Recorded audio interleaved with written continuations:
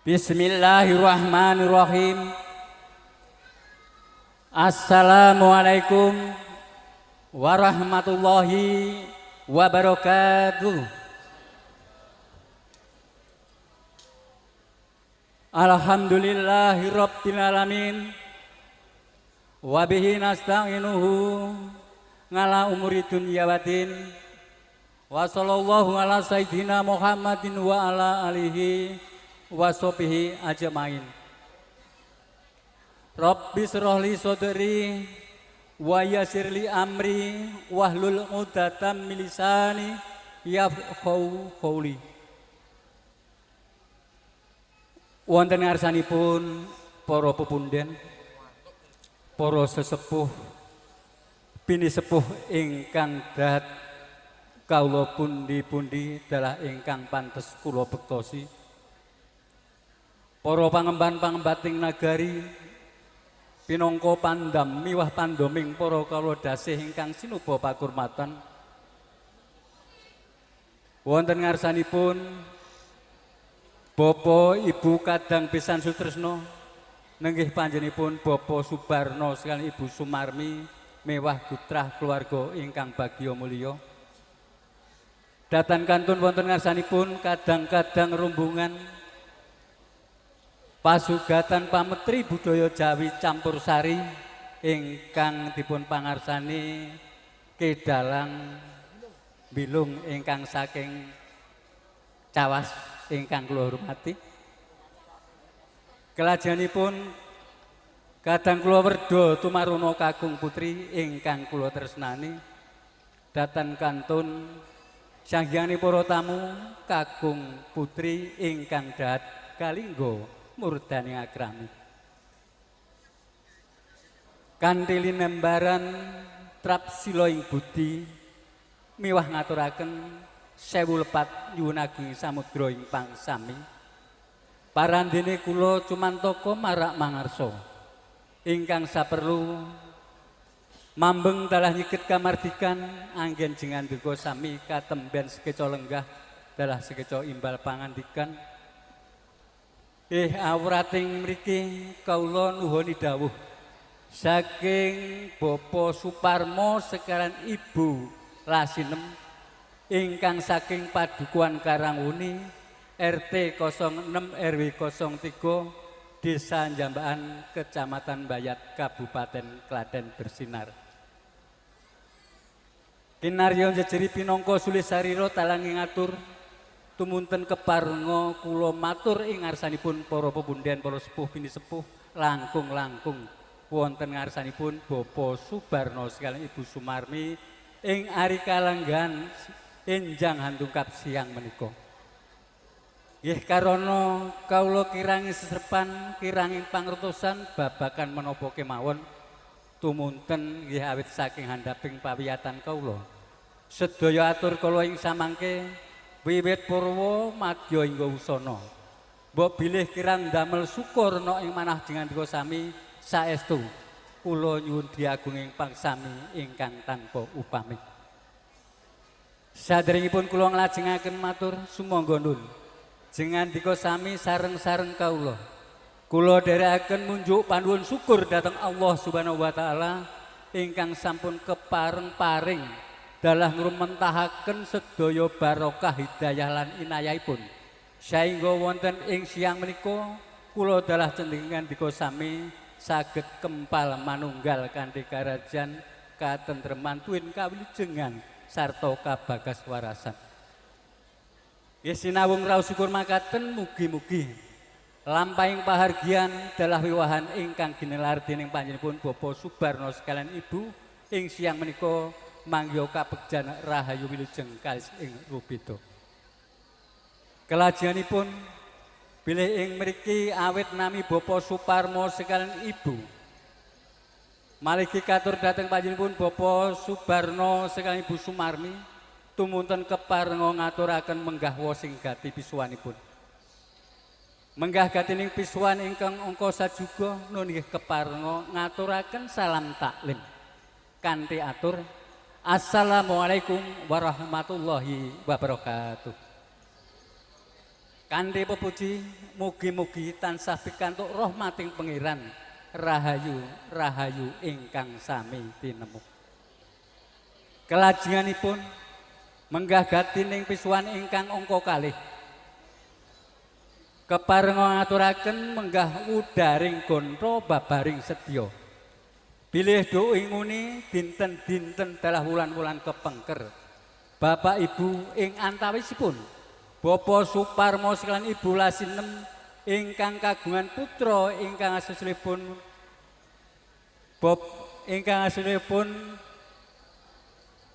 Koirul Sofyan ahli madya teknik dene panjenenganipun Bapak Subarno sekalian Ibu Sumarmi ingkang kagungan putra putri ingkang aslinipun Diayu Farah Aprilia.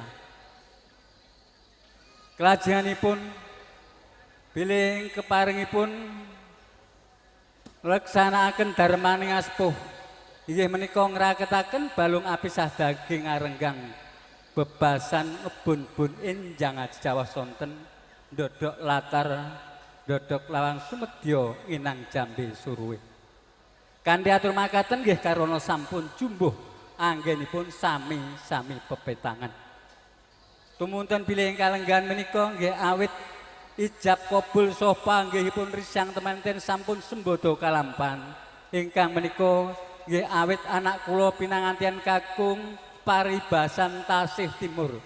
Dereng sepintena pesangonipun.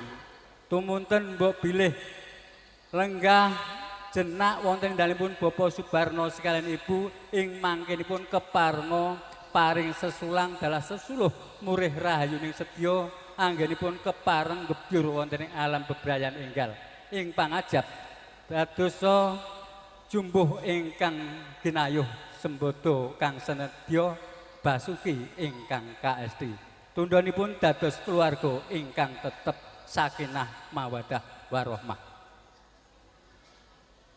Tumunten bilih wonten ing pahargyan siang menika menggah piswanipun Bapak Suparmo sekalian Ibu ingkang ginaryuk dening para keluarga ingkang kathahipun semanten tumunten keparenga ngaturaken syarat sarana waliman ingkang sinebat lamaran. Ing pangajab mugi dadosa sarana sahipun sedaya sesanggeman miwah raketing kekadangan ingkang boten saged tinasah ingkang saklami-laminipun. Dene ingkang saged kula aturaken ing mriki ing antawisipun janur kuning ingkang rinika jalma ingkang sinebat panjang ilang. Isinipun pisang setangkep mewah gantalan sekenyah menapa dene majemukan komplit. Tumunten ingkang saged kula aturaken nggih karana kathahipun semanten kula boten saged babar setunggal mboko sawiji tumunten kula gerbani ing antawisipun menika antawisipun boga wastra mewah redana. Ingkang sinebat boga inggih menika daharan ingkang sampun mateng menapa dene ingkang tasih bahan.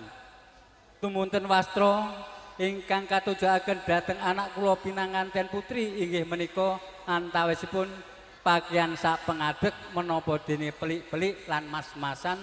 Tumunten kapasrahan inggih menika satunggalipun sepeda motor menika sak kuncinipun. Kelajenganipun bilih babakan redana menika wonten werni kalih ingkang wonten sak lebeting kendaga seta. Kendaga menika papan, seta menika pethak inggih menika arta ingkang wonten sak lebeting amplop. Tumunten menika ugi tasih segelan komplit. Menika mangke kula aturaken dhateng panjenenganipun Bapak Subarno ingkang kepareng hanampi. Ing pangajab dadosa pengenteng-entengipun inggih menika anggenipun kepareng ngleksanakaken darmaning sepuh menika ngawontenaken pahargyan ing siang menika. Amplop ingkang angka kalih tumunten kaaturaken kangge paseksenipun. Kelajenganipun pilih ingkang saged kula aturaken ing mriki menika wonten kalih werni inggih menika pemesing ingkang kagem kangge Mbah kakungipun menapa dene Mbah Putrinipun. Inggih menika Mbah Dukun kakung putri. Kelajenganipun nggih ing siang menika anggenipun kepareng sowan wonten ing pahargyan siang menika Bapak Suparmo sekalian Ibu bilih sampun katingal bilih pahargyan siang menika ijab kabul saha panggihipun siang temanten menika sampun kaleksanakaken tumunten benjang enjang antawis tabuh songo tumunten keparenga Bapak Subarno sekalian Ibu nglarapaken pinanganten sekalian dhateng papan pahargyan ingkang badhe kalaksanan dening Bapak Suparmo sekalian Ibu Lasinem. Ingkang saperlu badhe kasuwunaken donga pamuji dening para pepunden dalah para pinesepuh. Ingkang menika mbok bilih ing samangke anggenipun pahargyan siang menika sampun dungkap cekap tumunten kula sak kadang dalasar rombongan keparenga daya-daya linggar saking Palenggan ingkang saperlu badhe nyuwun pamit ingkang menika nyuwun tambahing donga pamuji mugi-mugi sedaya lampah kula sak rombongan dumunipun griya piyambak-piyambak ing mangkenipun tansah manggya kabegjan rahayu wilujeng kalis ing rubeda. Para punden, para sepuh pinisepuh ingkang dahat kinabekten, bilih ing siang menika Bapak Suparmo sekali Ibu ugi tasih ngleksanakaken adat Jawi ingkang sinebat inggih menika tepung besan. Tumunten ing mriki kalau aturaken salebeting acara tepung besan boten saged ngaturaken punapa-punapa namung ingkang kula wau ngajeng kula kasuwun ngaturaken ingkang sinebat ron alum menapa dene oleh-oleh ingkang menika ugi kaaturaken dhateng panjenenganipun kadang kula besan sekalian ing siang menika. Makaten ingkang dados atur kula minangka sulih sarira taling atur saking panjenenganipun Bapak Suparmo sekalian Ibu sewu lepat nyuwun ageng samudra pangesami ingkang menika kirang wicak sono malih wedal kula kunduraken dhateng kadang pengendaliwara matur nuwun matur nuwun. Assalamualaikum warahmatullahi wabarakatuh. Paripurna pangandikaning jingandika Bapak Sri Nara Caraka pangarsaning Duta Palakrama ingkang kasarira dening jingandika Bapak Maryanto. Tumpun mangke badhe tinampen wonten ngarsa jingandika Bapak Subarno mangke nyuwun gungang wonten ngarsa jingandika Bapak Martono. Ingkang menika kunjuk wonten ngarsa jingandika Bapak Martono kepareng kawula dherekaken jengkar saking Palenggan.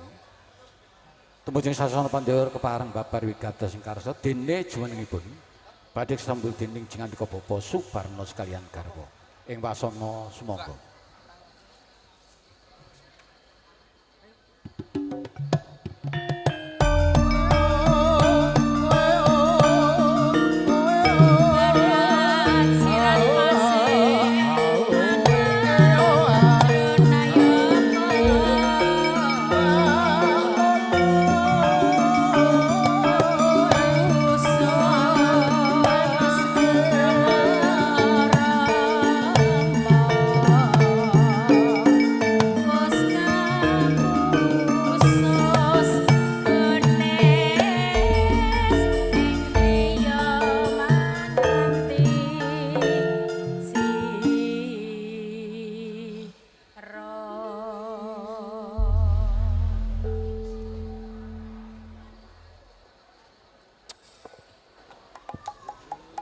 Matur nuwun dhateng kadang kula pambiyawara ingkang sampun paring wedal dhateng pribadi kawula. Bismillahirrahmanirrahim. Assalamualaikum warahmatullahi wabarakatuh. Innal hamdalillah nahmaduhu wa nasta'iru wa nasta'inuhu wa min sururi anfusina wa min sayyiati a'malina man yahdihillahu fala mudhillalah wa man yudlilhu fala hadiyalah. Asyhadu an la ilaha illallah wahdahu la syarikalah wa asyhadu anna Muhammadan abduhu wa rasuluh.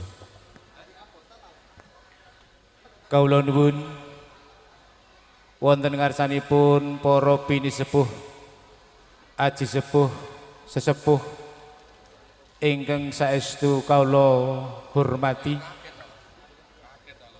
Wonten ngarsanipun para tamu kakung miwah putri ingkang dahat kalingga murdaning agrami ingkang kula bektosi.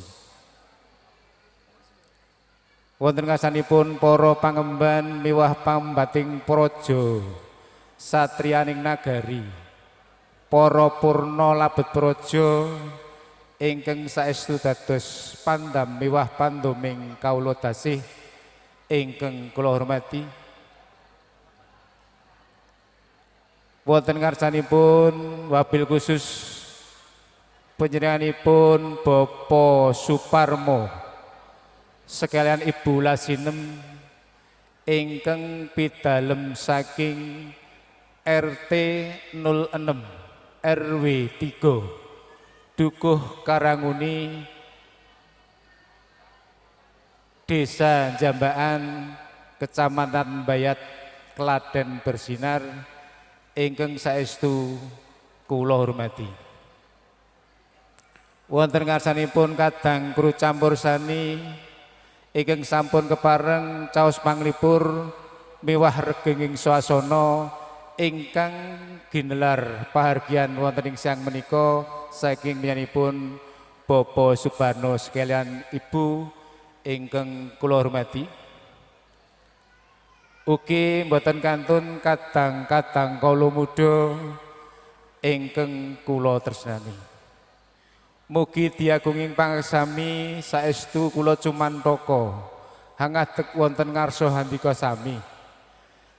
Injih awit awrat kawula kapiji dening kadang kawula Bapak Subarno sekalian Ibu Sumarmi kinen matur nanggapi miwah pangandikan saking panjenenganipun Bapak Maryanto ingkang minangka sulih Raga Talang Wacana saking miyanipun Bapak Suparmo sekalian Ibu Lasinem ingkang menika saderengipun kawula hangyai karya saestu sumangga wonten ngarsanipun para tamu sedayanipun kawula tansah dherekaken ngunjukaken puja miwah puji syukur wonten ngarsanipun Allah Subhanahu wa taala ingkang saestu sampun babar kanikmatan kawulujengan kabagyan ugi sih wilasanipun saestu ing siang menika kula pinan sami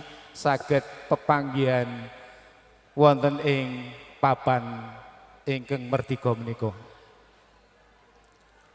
Ingkang selanjutipun para bini sepuh ingkang kula hormati, kawula ing mriki badhe nanggapi menggah pangandikan saking nyanipun Bapak Maryanto minangka sulih raga saha talangatur panjenenganipun Bapak Suparmo sekalian Ibu Lasinem.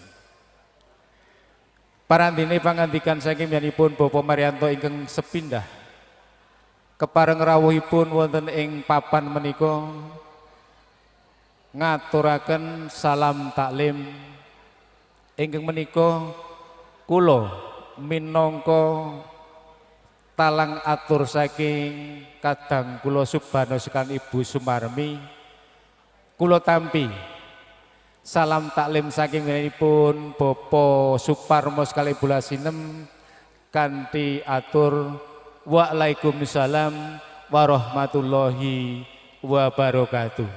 Mugi kawilujengan katentreman kabahagiaan tansah kasarira wonten keluarga panjenenganipun Bapak Suparmo sekalian ingkang saha murakabi dhateng kita sami. Para bini sepuh-sepuh ingkang kula hormati parandene jangkep atur ingkang angka kalih inggih menika rawuhipun ing siang menika ngudari tangsul tuk rikala semanten ing atawasipun manipun Bapak Suparmo miwah Bapak Subarno ngawontenaken pirembagan anggenipun badhe nggathukaken balung apisah kanthi njodohaken putra putrinipun ingkang asesilih pun Diah Ayu Roro Farah Aprilia kalian Bagus Khairul Sofyan.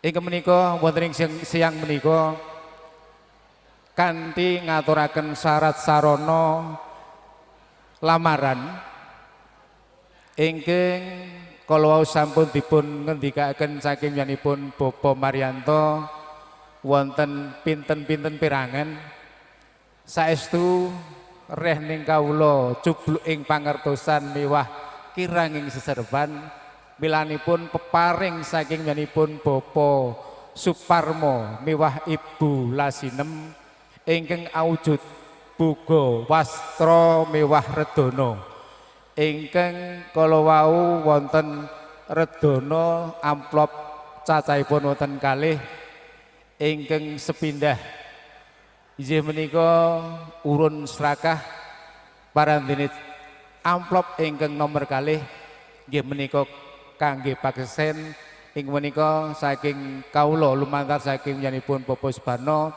samangke keparenga Bapak Subarno jangkepi pakseksen menika. Inggih kelajengipun kala wonten kendaraan lan sak kuncinipun lan nek gur kendaraan niku kuncine ra diparingke terus arep pripun ngaten nyuwun ngapunten nek kangge gegejengan men kula matur ya ra ndredeg.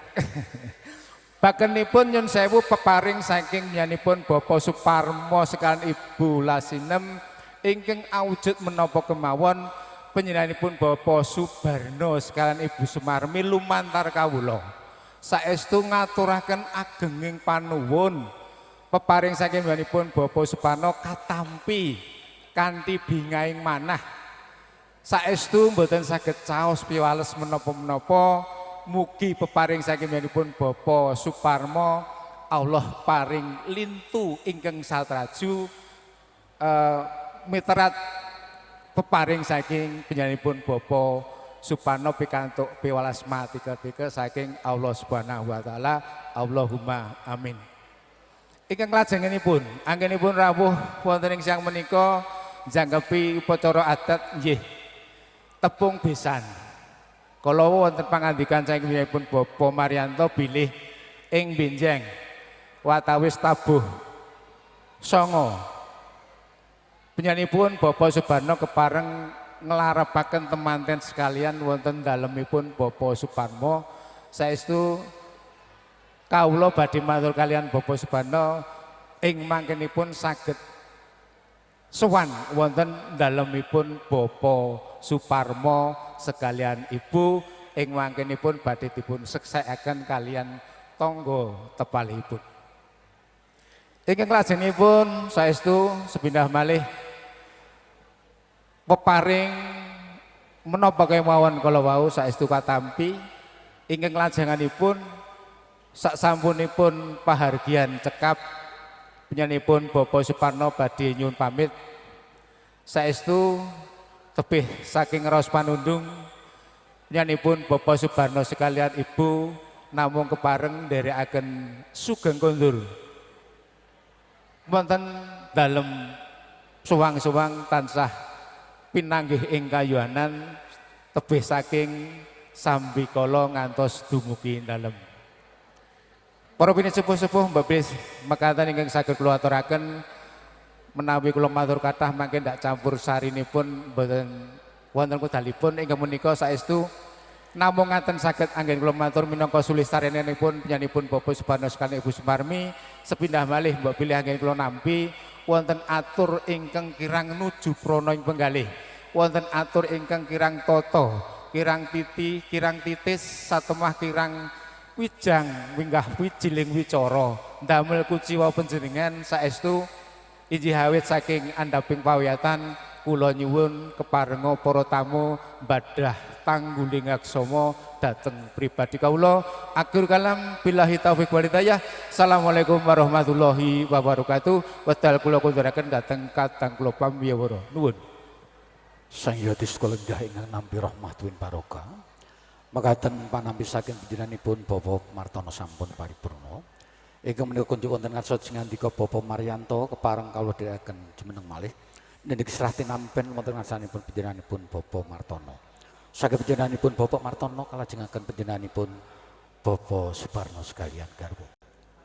Kunjuk wonten ngarsanipun panjenenganipun Ibu Juru Sumbaga Rubdal Sarining Payahan ingkang kepareng badhe maratisaken upacara adat Widi Widana Budaya Jawi ingkang masil mati ingkang menika keparenga ing mangke kalajengaken miyos wonten ing rikaludangan ingkang prayogi menika panjenenganipun Bapak Suparno sekalian garwa ingkang kepareng gelar pahargyan prasaja nun inggih ngaturaken pasugatan campursari niki Larasati mijil saking Gunung Gajah Mbayat ingkang dipun sarikani panjenenganipun Mas Perianto ingkang menika kunjuk wonten ngarsanipun para rawuh kakung ngerti semoga laju kita tampi menggaswanipun para kanca-kanca campursari Larasati saking Gunung Gajah ingkang menika kunjuk wonten ngarsanipun para kadang kru campursari wanci kula aturaken semoga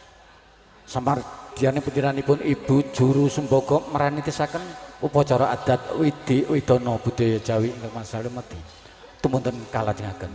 Sumangga nuwun. Monggo Mas.